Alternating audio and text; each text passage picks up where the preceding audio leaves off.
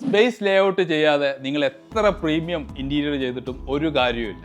Space layout എന്ന് പറഞ്ഞു കഴിഞ്ഞാൽ നിങ്ങൾ കിച്ചൺ ആയിക്കോട്ടെ, നിങ്ങളുടെ ബെഡ്റൂം ആയിക്കോട്ടെ, നിങ്ങളുടെ ലിവിങ് ഏരിയ ആയിക്കോട്ടെ, ഇതിലൊക്കെ എക്സാക്റ്റ് എവിടെയൊക്കെയാണ് നിങ്ങളുടെ ഫർണിച്ചേഴ്സ് നിങ്ങൾ പ്ലേസ് ചെയ്യുന്നത്, എങ്ങനെയൊക്കെയാണ് നിങ്ങളുടെ ഓരോ അപ്ലയൻസസ് നിങ്ങൾ പ്ലേസ് ചെയ്യുന്നത്, എങ്ങനെയാണ് നിങ്ങളൊരു ഇപ്പോൾ ലിവിങ് റൂമിൽ ഇരിക്കട്ടെ നിങ്ങൾ ബെഡ് എങ്ങനെ, സോഫ എങ്ങനെയാണ് നിങ്ങൾ പ്ലേസ് ചെയ്യുന്നത്, ഇതെല്ലാം കറക്റ്റായിട്ട് എക്സാക്റ്റ് പ്ലേസ് ചെയ്ത് നമ്മൾ ഡിസൈൻ ചെയ്താൽ മാത്രമേ നിങ്ങൾക്ക് ഇൻറ്റീരിയറിൻ്റെ ഭംഗി കിട്ടുള്ളൂ. ഇതിൻ്റെ ഒരു അഡ്വാൻറ്റേജ് എന്ന് പറഞ്ഞു കഴിഞ്ഞാൽ നിങ്ങൾക്ക് ഒന്ന് മൂവ്മെൻറ്റ്സ് ആണ്, കൺജഷൻസ് ഫീൽ ചെയ്യില്ല, നിങ്ങൾക്ക് മാക്സിമം സ്റ്റോറേജ് നിങ്ങൾക്ക് പ്ലാൻ ചെയ്യാൻ പറ്റും.